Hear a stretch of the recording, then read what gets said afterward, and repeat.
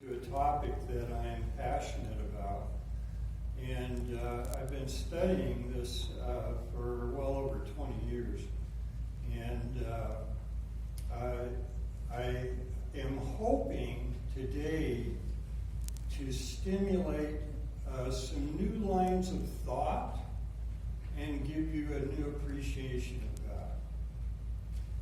I'm not a preacher by any means, but I've taught at many levels, and so this is going to be more of a form of a lecture than a sermon.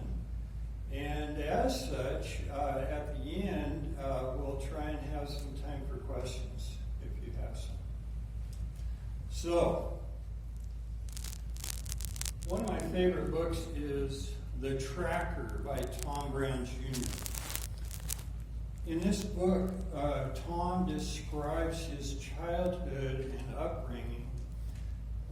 He grew up in the Pine Barrens of New Jersey, and his best friend was a Native American kid who lived with his grandfather. His grandfather happened to be the last remaining tracker of one of the large Native American tribes. And he taught those two boys his skills.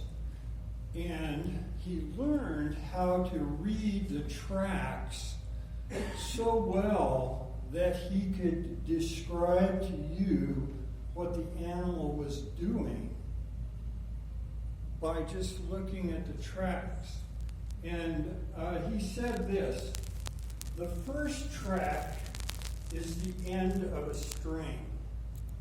If you've ever followed a string to find out what's at the other end, at the far end, a being is moving, a mystery, dropping a hint about itself every so many feet, telling you more about itself until you can almost see it, even before you come to it.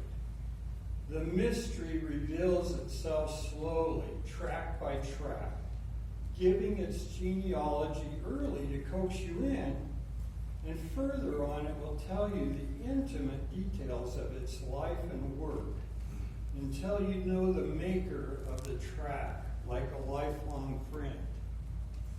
When I first read that, I thought, wow, that's cool. I wish I could do that, looking at tracks and figuring out what the animal was doing. And I had read the book several times before it came to me that the real mystery that I wanted to know more about was God. And it came to me also that God has left tracks and a string to follow that we can find out more about Him. And the ultimate goal is to know Him as a lifelong friend. So, is there any reason to think that this is a good approach? Well, Jesus used an example. He's our best, and he said, consider the lilies, how they grow. They neither toil nor spin. Yet I tell you, even Solomon in all his glory was not arrayed like one of these. But if God so clothes the grass which is alive in the field today, and tomorrow is thrown into the oven, how much more will He clothe you, O men of little faith? Luke 12:26-28. Further, Ellen White, a good commentator on the Bible, wrote this: God has surrounded us with nature's beautiful scenery to attract and interest the mind. It is His design that we should associate the glories of nature with His character. If we faithfully study the book of nature, we shall find it a fruitful source for contemplating the infinite love and power of God. The great master artist has painted upon heaven's shifting, changing canvas, the glories of the setting sun. He has tinted and gilded the heavens with gold, silver, and crimson, as though the portals of high heaven were thrown open, that we might view its gleamings and our imagination take hold of the glory within. Many turn carelessly from this heavenly wrought picture. They fail to trace the infinite love and power of God in the surpassing beauty seen in the heavens, but are almost entranced as they view the imperfect paintings in imitation of the master artist. That's a little bit humbling, because probably Michael as well. We do some art, but it's nothing compared to what God does. The Redeemer of the world chose the open air in which to give his lessons of instruction. He chose the groves in the seaside where he could have a commanding view of landscape and varied scenery, that he might illustrate important truths of the kingdom of God by the works of God in nature. And that's what I'm hoping to do today. Some of the things I'm sharing with you just blew me away when I found them out. And I think you're going to be amazed as well. So, what we can learn from nature. Obviously, God is powerful. That goes without saying almost. It's so obvious. God is loving. We can easily see that too. But I would contend that there is so much more we can learn. When my wife Rose and I were in college, we had the opportunity to spend a year in southern Mexico, and we were volunteering in a little hospital, and during Easter week we had a chance to take a week off and do some touring through Central America. We went to Guatemala and El Salvador, back through Belize, and then back to Villahermosa where we were staying. And on that trip in Belize, we ran into an old friend. He used to date Rose's sister, in fact. And we didn't know he was there, but we just happened to run into him. He was working in a clinic. And they invited us to stay with them. So we were visiting in their living room, and their living room had one light like this against the wall. And as we were visiting, I noticed there were a lot of little insects flying around the light and landing on the wall and some on the floor.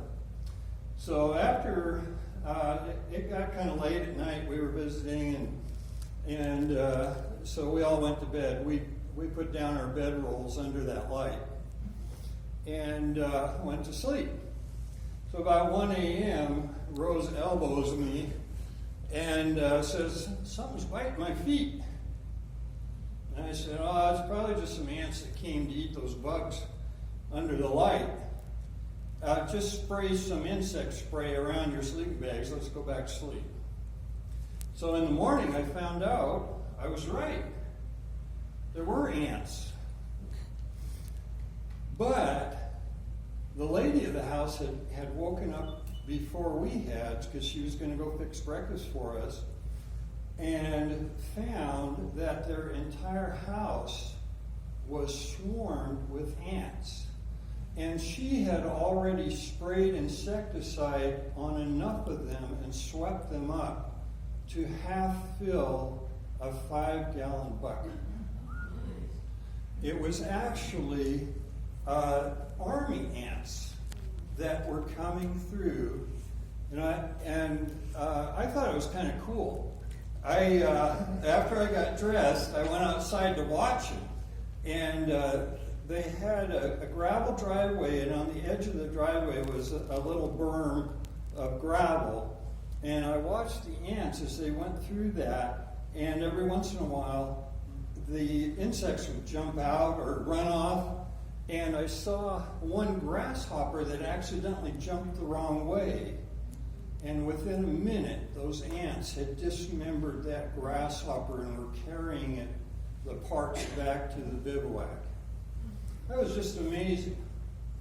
And naturally, most of us would probably have the same reaction as that lady. If we had ants that just swarmed our house, we would do the same thing to get rid of them. But a few years ago, I was interested to read that the indigenous people in the tropics where the ants live, when they see a phalanx of these ants coming toward their village, they get all excited. They grab their stuff to go camping, and they go camping for a day or two, and when they come back, the ants have eaten all the bed bugs, all the centipedes, all the scorpions, and driven out all the snakes and things that bother them. And it became clear to me that we can all look at the same evidence in nature and get different ideas. In the same way we can look at the Bible, and depending on our background, depending on what we know about other things, we can get a different interpretation about it. And just like the Old Testament and New Testament, I believe that nature will benefit, our study of nature will benefit from a study of the Bible. But I also believe that a study of the Bible will benefit from studying nature. For instance, if you read Solomon's advice for the sluggard to go and study the ants, unless you go study the ants, you don't know what he's talking about. Now, that's just a simple example. So, and the Bible says in Romans 1:20, ever since the creation of the world, his invisible nature, namely his eternal power and deity, has been clearly perceived in the things that have been made. So we can see the character of God in nature. Now, what does a plant brain look like? Has anybody seen one? Now, you might think that's a stupid question, because obviously plants don't have a brain, right? Well, maybe. Think about how Pavlov determined the reactions of a dog and how intelligent a dog was, how the nervous system worked. Could we do anything like that with plants and figure out how they react? Dr. Monica Gagliano is at the University of Western Australia and designed a couple of experiments. She took a sensitive plant. You're probably familiar with that. If you've been to the tropics or the southern U.S., if you touch it, it folds up. And that's advantageous to the plant, because if a grazing animal comes along and tries to take a bite out of it, it suddenly looks like a dead plant, and there's probably better leaves over there. And it'll move along. So she decided, since that's such an obvious thing, it would be a good plant to experiment with. And so she decided to see if she could make that plant learn or not. So she put little pots of these plants on a stand and devised a mechanism where she could drop them and have them hit the table from a certain height, just high enough to make the leaves close. And she did it over and over and over. And after a while, the leaves leaves wouldn't close anymore. The plant was learning. Surprisingly, she took the plant and grew it for another month without any stimulation, put it back in the same experiment, dropped it again, the leaves didn't close. It had memory. She did a similar experiment that is even more mind-boggling to me with a baby legume plants, 2 leaves. She set up a room that was pitch black and had light sources that she could turn on independently around the plants, and then had a fan that would blow from behind that light.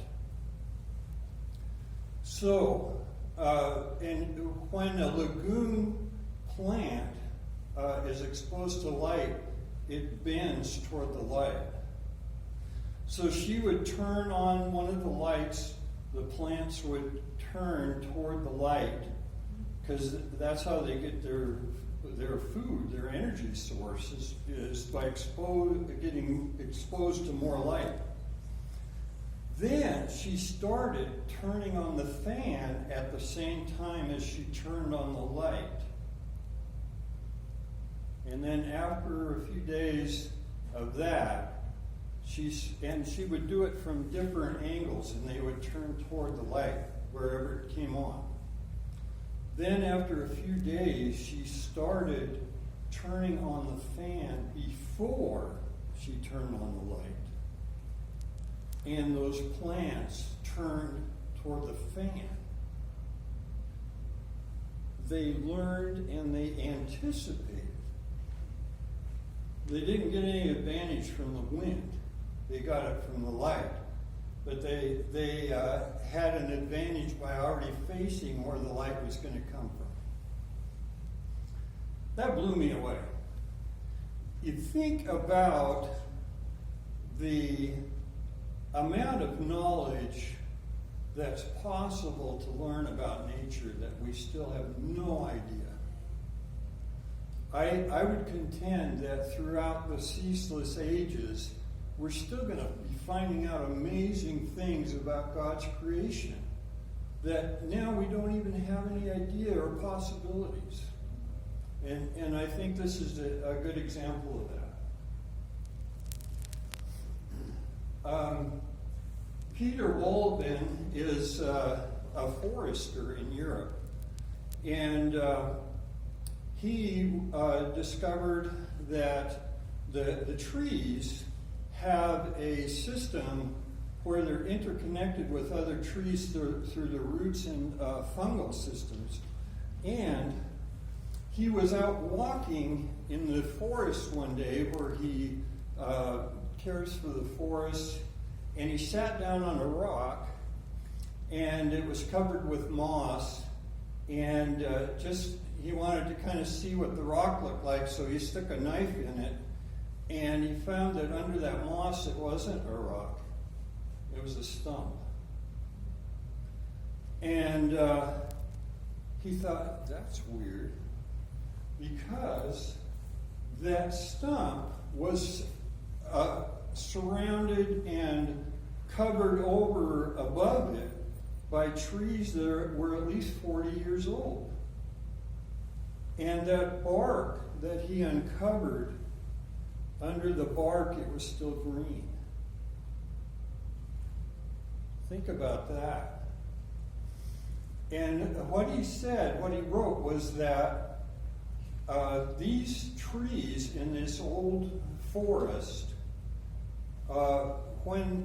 when the seed falls and germinates under that tree, the parent tree actually connects to the roots of it and feeds it like a mother would feed a baby animal. And so these trees will germinate. They'll get maybe 2 or 3 feet high and have little or no leaves on them. And yet they're still alive, just waiting for the mama tree to die. And when this mama tree did die, those baby trees grew up and were feeding mama. Amazing system that God put together. That just, you walk through a forest, you have no idea that kind of thing's going on. God has mysteries that will keep us exploring throughout eternity.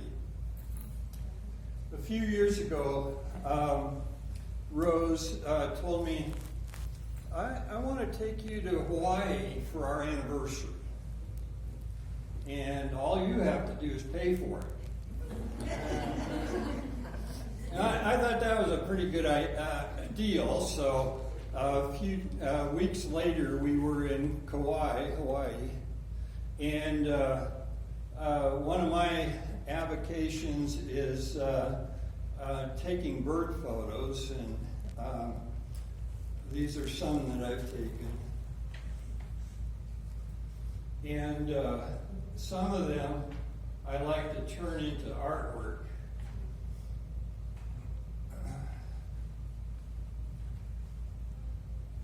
And there were lots of nice birds to take pictures of in Hawaii.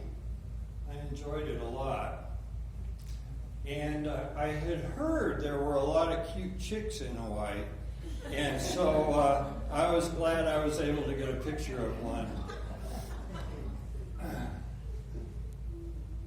But this is one of the birds that I really wanted to photograph. This is a Laysan albatross. These birds have a wingspan of about 7 feet.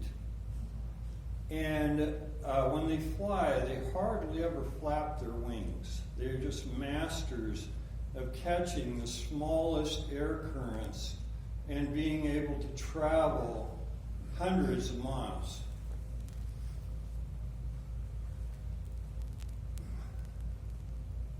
That's what a baby one looks like. And the people that have been watching these noticed that the baby would go maybe a week at a time without getting fed. And they figured, well, what's going on? So they were able to actually capture a female and put a tracking device on her back. And they could track her with a satellite. And they found out, before I get there, when the babies leave land, they don't return for 4 or 5 years. They're out on the ocean for that long. And then when they do return, they usually come within a few hundred yards of where they left. If you were out farther with no sight of land for 4 or 5 years, how would you do it even finding the same continent?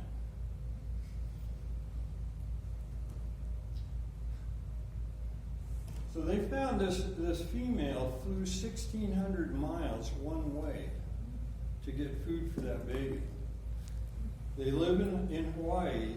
Their favorite food source is out the coast of Alaska. She flew all that way, found her way back to Hawaii, and was able to feed the baby. The oldest known bird in the wild is a Laysan albatross named Wisdom. And she was banded back in the 1950s. And she's still having babies. She had one again this year. So you moms out there, how would you like a job like that? Amazing bird. The other bird I wanted to take pictures of, to me, is even more amazing than that. The Pacific golden plover. They fly to Hawaii, and they have their non-breeding plumage. They stay there through the winter. In the spring, they put on their breeding plumage and then fly to the coast of Alaska where they nest and raise their young. They put on enough weight to fly back to Hawaii, but if they flew by themselves, they wouldn't make it. Scientists have found that they are not storing enough fat to fly to Hawaii. They have to do it in a group, so they take turns in the lead, breaking a trail so the others don't have as much wind resistance, and then they take turns. But it gets even better than that. 2 weeks after the adults leave, the chicks from that year leave. They've never been to Hawaii before. They don't have anyone to guide them. And they land within a few hundred yards of where the parents did. Now, people that believe in evolution have a real problem with this. There is no way to explain how they could learn how to do this. Hawaii didn't start next to the shore and then move off where they could learn by flying a little bit farther each year. It would have had to have been a group that accidentally landed there, and when they returned, remembered where they were and returned, but then also somehow taught the chicks where to go. That doesn't compute. To me, the only possible conclusion is that God is a faithful guide.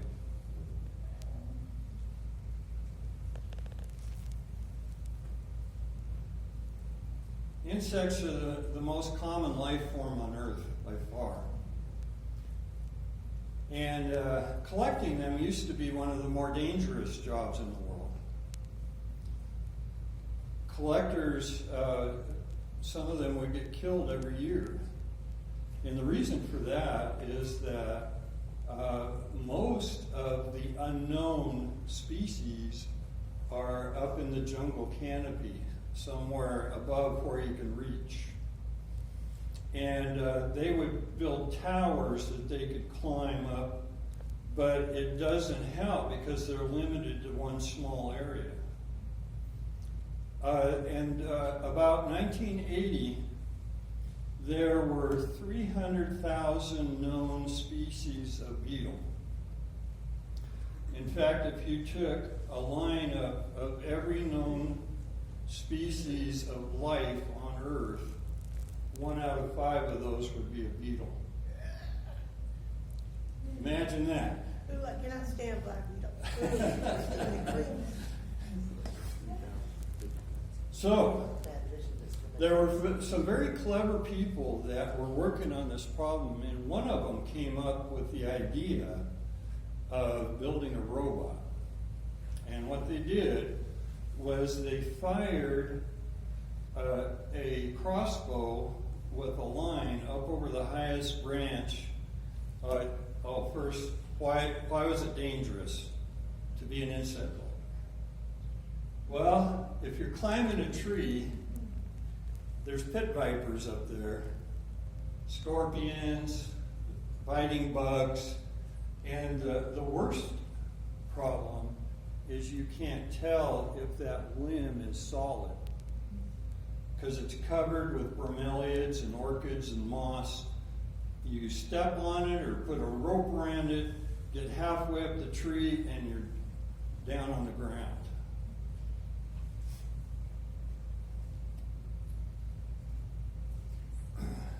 So, one of the things that they designed was a fogger robot. They would put a line over a top branch in this tree with a crossbow and then pull it up through the forest. And they designed it so that by remote control they could aim it and then fog a certain limb with insecticide. And then they put like giant tarps or funnels under the tree where they could just collect anything that fell. And they found that by going through a different level of the tree, they would find new things at each level. Spiders, insects, everything you can imagine that would be killed by an insecticide. They did some statistics and determined by taking an average of how many new species of beetle they found at each level, and then taking the average height for a tropical tree, and then multiplying that by the number of known species of tree, and each different species of tree came up with new insects as well. So by doing those statistics, they estimate that there are between 2 million and 20 million species of beetles. Now picture the imagination of the Creator. If you had to design beetles, at what point would you run out of ideas? You know, I've been studying them for a long time. I might be able to come up with 100. But 2 million? Very, very hard. And, you know, it's pretty obvious that God didn't make 2 million species of beetles at creation. There may have only been one pair.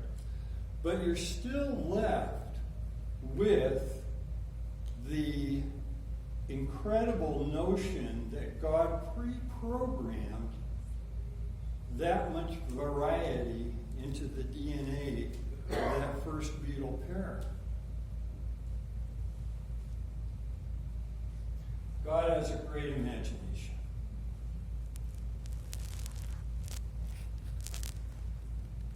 Do you mind? Dr. Oliver Sacks, he's famous for discovering the first successful medical treatment for Parkinson's disease. And when he was a resident, he was in an institution where they would put people that had severe mental handicaps. And one day he noticed twin teenage boys that were residents there. He wrote this book, The Man Who Mistook His Wife for a Hat, and that's where the story comes from. That's, a man had a stroke that it destroyed the part of the brain that let him recognize things that he saw. So after his visit with Dr. Sacks, he reached for his wife's head because he thought it was his hat. That's where the title comes from. So he noticed these twin boys, and their favorite activity was to sit down next to each other at a table in the cafeteria.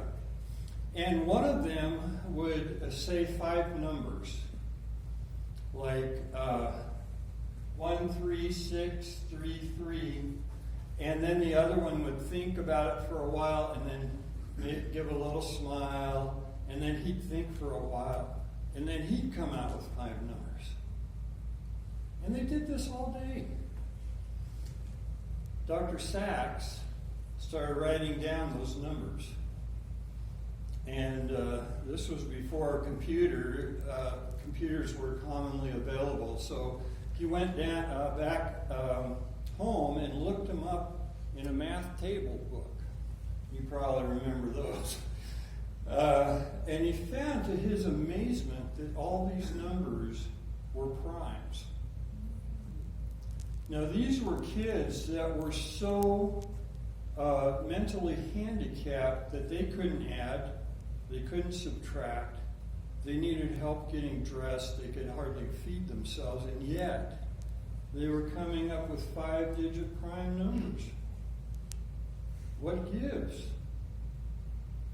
So that night, he wrote down some 5-digit prime numbers too, And the next day, he went and sat with them, and when there was a little lull in the conversation, he came out with 5 numbers, and they both thought about it for a while, and then got this big smile on their face because they knew somebody had figured out their game and was going to play with them. Well, this went on for a day or two, and he decided to write down some 6-digit numbers. So the next day, they each had gone around a couple 5-digit numbers, and then he came out with a 6-digit number. And they both thought for a long time. And then they got this big smile on their face. And then the one that was kind of the leader of the two thought for a really long time and came out with a 7-digit number. And by the end of the week, they were coming up with numbers that were too long for him to look up in his book anymore. Can you imagine that? This is a great example of something called savant syndrome, which you've probably heard about it in some way. It usually occurs in somebody with, what's it called? Yeah.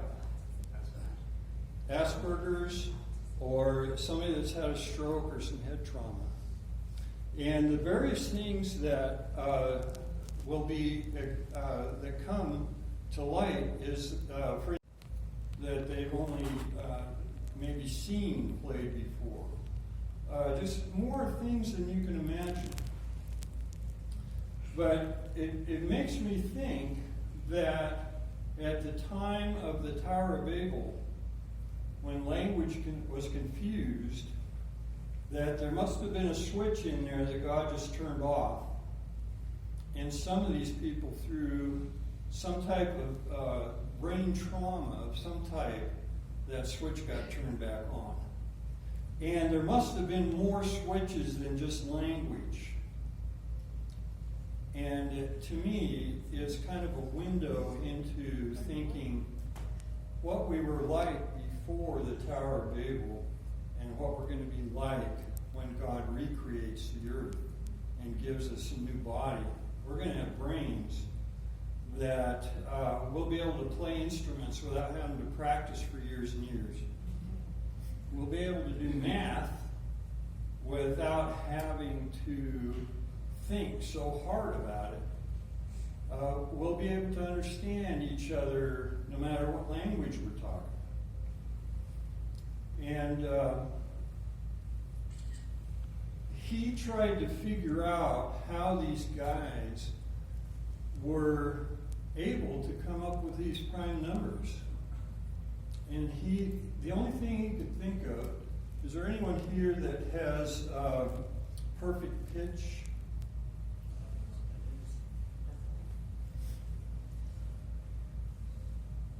If you ask somebody that has perfect pitch, you might ask them, how do you do it? And the answer will probably be, it just sounds right. And most likely that's what these guys were doing. These numbers somehow resonate at a certain level that they know they're special. They don't know why, they don't know how, but it's just amazing.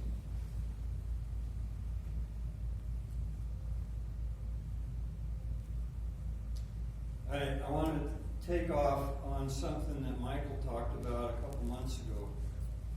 Imagine what it was like on day 0 of creation.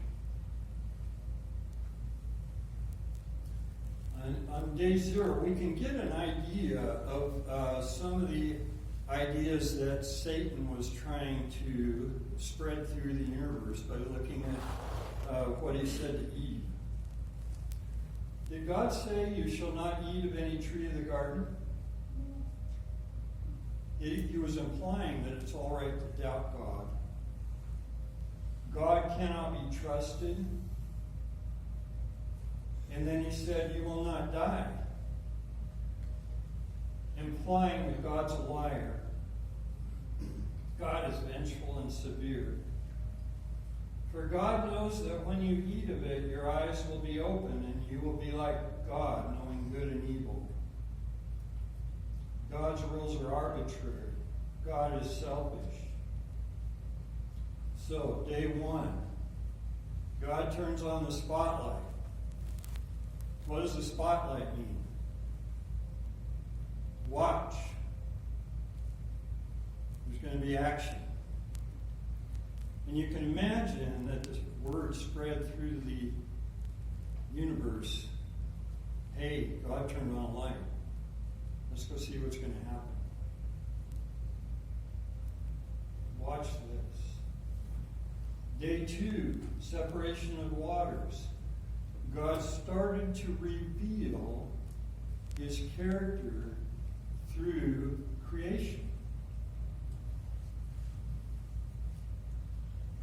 And he could show through physics, chemistry, geology, meteorology, what he was like. Oceanography and mathematics. Day three, dry land and plants. Through biochemistry, microbiology, mycology, botany, more geology. And at this point, I can see the angels and the other beings starting to get excited. And they're seeing for the first time what they took for granted all around them. And seeing how God had lovingly designed every system for their best good. Then the sun and the moon. And in a parenthetical, he made the stars also. So they studied astronomy, astrophysics, and the astrophysicists tell us that if the Earth was 1% farther away from the sun or closer to the sun, it wouldn't support life. It would either be frozen solid or all the water evaporate. But God set it up perfect for our lives. Day 5, fish, the birds. And you can imagine that with each new life form, the angels are getting more excited. They're going around starting to pet the birds and feel the fish and see all this God has made in a perfect world and get new appreciation for the world they lived in. Marine biology, ornithology, day 6. The creeping things. The animals. So they learned about entomology, herpetology, mammalogy, finally people. And they learned about anatomy, physiology, sociology. And at this point, I think the angels were about ready to burst with excitement of the things they had learned about God. And so God said, I rest my case. There was enough evidence there that 2/3 of the angels says, we're sticking with you. And they started singing. The morning stars sang together, and all the sons of God shouted for joy. And they did it for 24 hours. And that was the first Sabbath. So takeaway points. While you're living, you're connected to creation. And even if you don't have a Bible, you can look at the things around you and get lessons about God. On your nature walks and reading, look for specific things that reveal the character and personality of God.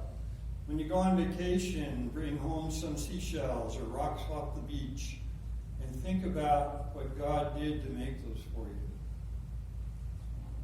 Start a library and a museum that remind you of the special insights you've discovered, and then share them with your family and friends.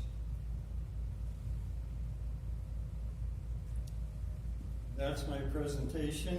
Is there any questions or